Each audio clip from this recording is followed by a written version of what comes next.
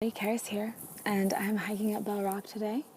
I'm going to go out of town again tomorrow, so I wanted to come up here and hang out a little bit with the red rocks and some of my favorite spots before the full moon, which is going to be in a few days, and it's while I'll be out of town. So it's actually, I believe, in the wee hours of the 12th of July, but check your calendar that you use. I know some of us use different calendars, and make sure you know when it is. And that's, of course, the best time to set your intentions. If you want things to manifest, do it right before the peak or at the actual peak of the full moon. And if you want things to get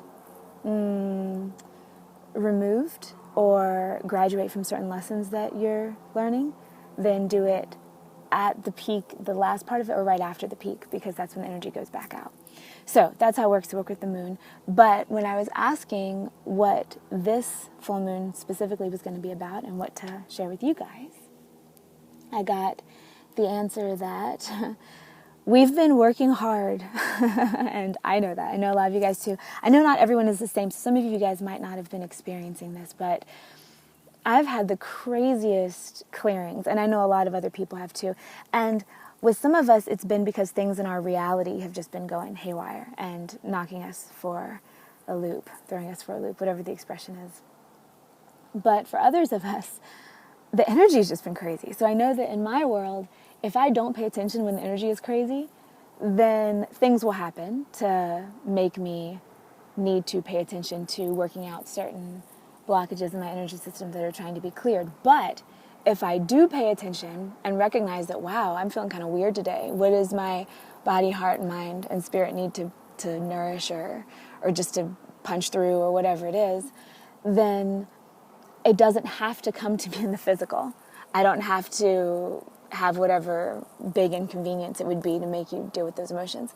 So that's convenient in one way, but in another way, it's pretty maddening because nothing's actually wrong. You're just going through these energetic things. So that's what's been happening for, I know, a lot of us. And the idea of this full moon is that it's the first full moon after the solar solstice, the sun solstice, the summer solstice. So that energy was really high, the hot sun energy, super bright, super obvious, bring things into light. And then now is going to be the first full moon since. And the full moon, when the moon is at its brightest, it's more subtle, more watery. It's light, but it's a completely different kind of light, kind of like gold and silver. Gold would be the summer solstice, and silver would be the full moon energy. So it's a whole other thing, but it's a power day right after the summer solstice. And so the thing to work on now is to acknowledge that we've been working hard to clear stuff out, because all the stuff we've been trying to manifest up to the summer solstice, so all the things we'd cleared, all the things we'd asked for, all the things we'd told the world that we would give if we needed to live in balance, if we were trying to figure out what our purpose here was, and we tried to figure out what we should be doing, and I know a lot of you guys have been doing that. So all that stuff is coming in now, and it's being cleared out space right now to receive it.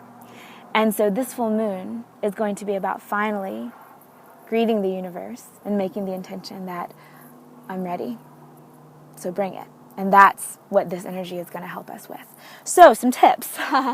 First, to imagine what it will feel like, of course, to have what it is you're trying to manifest, whether that's something you're giving, something you're receiving, both is the best kind. And then once you have kind of pictured it and stuff, you might notice energy getting stuck in your body because whatever blocks you have to these intentions that you're setting, and I know that a lot of us have been going really big, so it's going to bring up anything you have to keep the flow of energy from really moving around in your life. So you have to do stuff to work it out, right? So shoulder rolls, a lot of these, and stretch your neck a lot. Maybe take a couple times throughout the day to do some forward bends, stretch out your back and your hamstrings, and maybe do a couple stretch ups and back. Just make sure that you're not stagnant physically right now, because that's going to make it a lot easier if you're moving to be able to facilitate your own shifting. So, in closing, full moon coming, first full moon after summer solstice, very strong power day.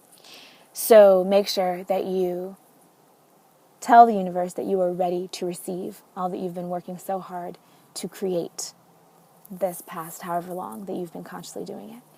And it's a different level of intensity. Before it was intense, imagine, feel, gratitude, appreciation, love, and now it's I'm ready, receive. And that's a whole different thing. That's the hardest thing for many of us. So ways to do it are to, one, just keep remembering and keep deciding, and so keep your mind there. And also pretend like it's real sometimes in your emotional body. So every time you think about it, try not to go to the, oh, it's not here spot, but go to the, what would that feel like if it was here? And then just think about it for just a minute or less. It doesn't have to be very long. And also do the physical stretching and stuff to get your body cleared so that your energy can flow through. All right, guys, one more view of the beautiful bell. This and the caves are kind of the spots in Sedona I just keep going to. I thought that when I moved here I would go see all the spots. Not really. I got 2 or 3. And I think that's okay. All right, much love. Go in peace. And I will see you guys on the astrals.